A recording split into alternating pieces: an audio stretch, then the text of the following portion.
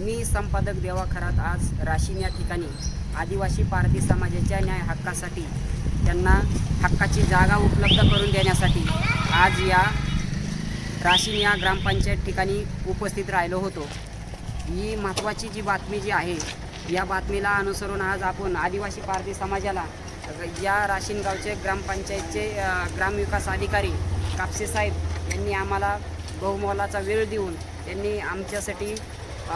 पुढील येणारी 26 जानेवारी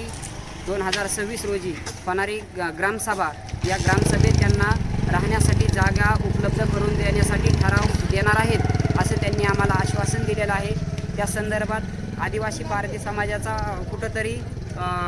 राहण्याचा प्रश्न त्यांचा मार्गी लागल ही अपेक्षा पुढं येऊन ठेपलेली आहे व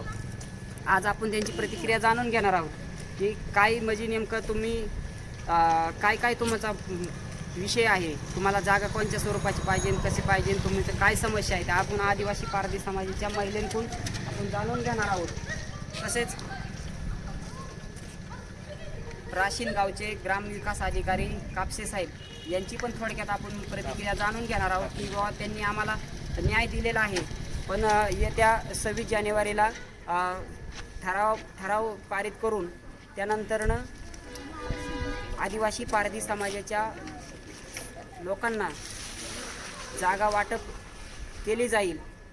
किंवा काय होईल त्याच्यातून ते आपण त्यांच्याकडून जाणून घेऊ।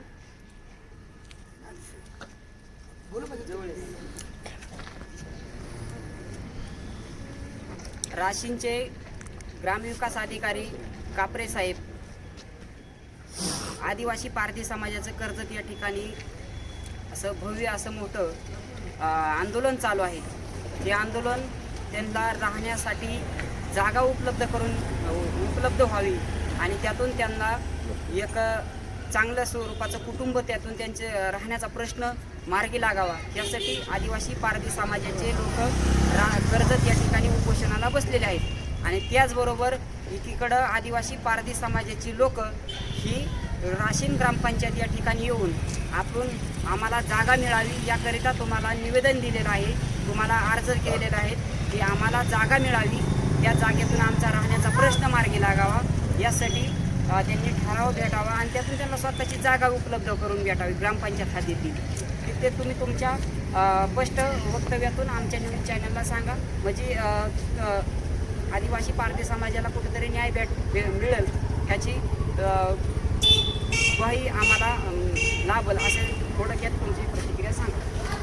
सर्वप्रथम या आदिवासी महिला आपल्या ग्रामपंचायतीपर्यंत आल्या आणि आम्हाला ग्रामपंचायतीकडे त्यांनी त्यांच्या समस्या मांडल्या, त्यांना प्रथम मी धन्यवाद देतो। महिला कुठेतरी आपल्या कार्यात येऊ लागलेल्या आहेत आणि ते त्यांचा हक्क जाणीव जागृती होऊ लागलेले आहेत। ग्रामपंचायतीने यापूर्वी आपला गट नंबर 1479 मधील जे आपले राशीनमधील लोकांनी मागणी केली होती जागेची त्याकरता आपण तहसीलदार साहेबांना आपण निवेदन ग्रामपंचायतीचा ठराव दिलेला आहे। आपण आज पुनश्च एकदा विनंती केलेली आहे, त्या विनंतीचा नुसार आम्ही येत्या 26 जानेवारीच्या ग्रामसभेत या सर्व महिलांना शासकीय जागा घरकुलाकरता उपलब्ध होईल, तसेच त्या जागेच्या अगेन्स्ट त्यांना घरकुल बांधण्याकरता व घरकुलाकरता लागणाऱ्या पाणी वीज या सुविधा निर्माण होण्याकरता आदिवासी उपाययोजना करता आपण या अगोदर पत्रव्यवहार केला आहे आणि या ठरावाच्या अनुषंगाने पुनश्च एकदा पत्रव्यवहार आपण करू राजुरी विभागाला।